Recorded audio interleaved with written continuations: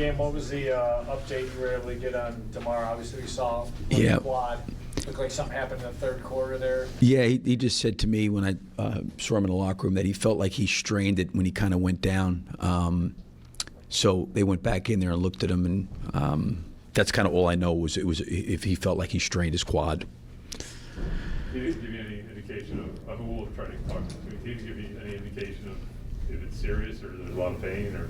I really didn't ask him. I just went in. It was right after the game, and I saw him, and I just said, "How you doing?" He says, "I just feel like I strained it." But I didn't. He didn't tell me like, "This is really bad," or "Hey, I'll be ready tomorrow." Like it was. He just said to me, he felt like he strained it. That was it. We're on the other end of the game. I was in front of you. Did he just slip?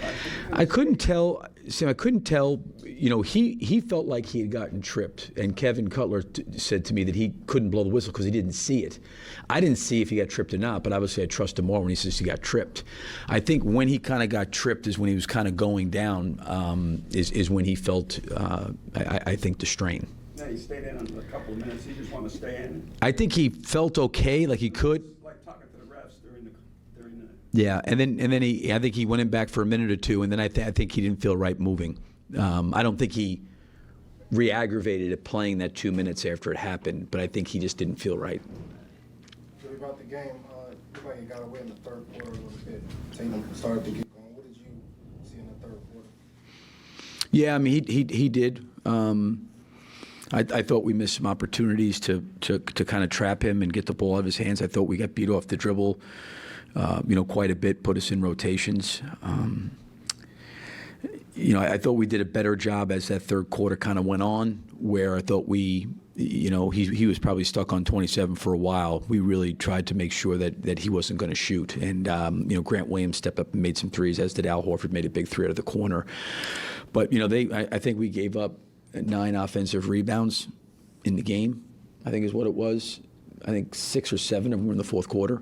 That's what really hurt us, and some of it was we were in rotation because we were trapping, but some of it was we just got to have more detail and focus in those situations because Brogdon took a couple. They kept so many alive, and when you're fighting back like that, you just you can't have multiple times. We had one possession. I think they grabbed 3 or 4 offensive rebounds. That just can't happen when you're trying to fight your way back that way. Billy, what did you think of Zach in the fourth quarter? Obviously, the scoring kind of fell on him, but he was a willing passer as well at times. I mean, what did you see from him and how he kind of handled things in that? Yeah, I mean, I really thought he battled and competed. I think to your point, I think when he gets to his spots and shoots threes, he's such an elite shooter percentages that all those threes are good. But I did think when he got into the teeth of the defense and he saw a crowd, he didn't feel compelled to want to shoot over 2 or 3 guys, and he threw the ball out and generated some shots. So I thought his overall play, both himself personally and then how he tried to pass and move the ball, was really good. And obviously, listen, he gave us that chance in that fourth quarter when he got on that roll because, he had that baseline jumper down 2 and it kind of went in and out. And then I think we were down 2, and that's when we trapped, and Horford's shot kind of, his rolled around very similar to Zach's, but his fell. But I thought Zach's performance in the fourth quarter with what Darnell said, kind of digging ourselves a hole in that third and the way he played, gave us a chance to win. And I thought our guys competed and battled. But there were some things that we probably needed to clean up, like the rebounding and some of the straight line drives and some of the late rotations. It's a make or miss league. What do you think of that baseline, Jay, that he took? Did you have Horford? No, Zach took. No, I was fine. I think he got to a good spot there, and he got a very, very good shot off. I felt very, very comfortable with that. It's one of those things where you don't need to necessarily bomb up a 3-point shot. They were up on him. He drove it. He got to a good spot. He elevated it, and I thought he created really good separation. And that's a shot I feel more than comfortable with him taking and making. Does anything, happen or get said? DeMar goes out middle of the third quarter, so then you get to the fourth quarter, and you're still there.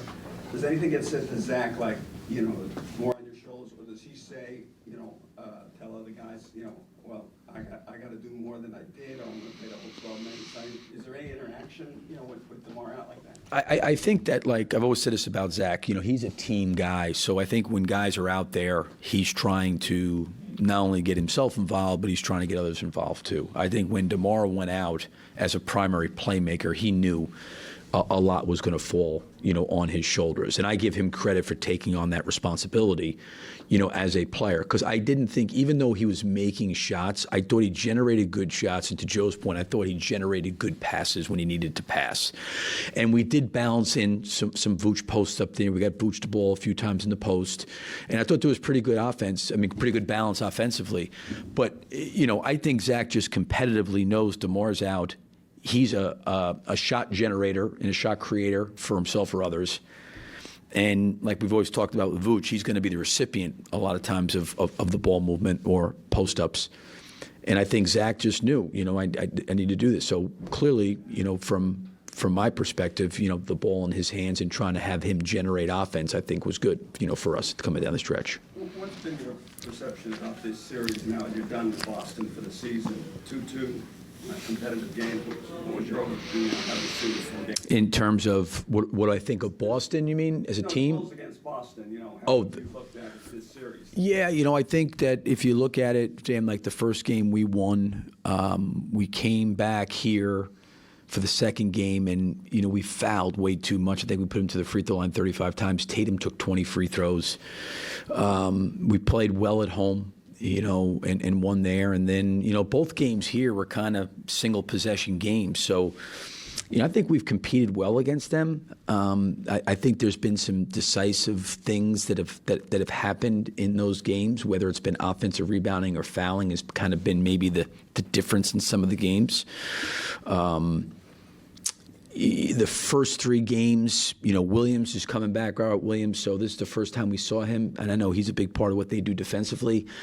He's probably trying to find his way back because he's been back maybe 4 or 5 games. But I thought we matched up and competed really, really well against. I mean, all the games that we played, we had an opportunity to win just as much as they had an opportunity to win. I talked to Al about his relationship with you. What kind of respect, I've asked you this before, what kind of respect do you have for him to still be out here at this age? And I know it's hard in the wake of a loss, but him hitting the dagger at his age, I mean. I'm not surprised, and I just wish he was in the other corner, because when we trap, that's what he does. He's going to make a big shot. Like, he can miss 3 or 4 in a row late in the game, and when it really matters, he always steps up and answers the bell. So he is a great competitor. He's a great team guy. He's all about winning. Even like having Dennis Schroeder in Oklahoma City and just some other guys that have shared the same locker room with Al, they've all said the same thing to me.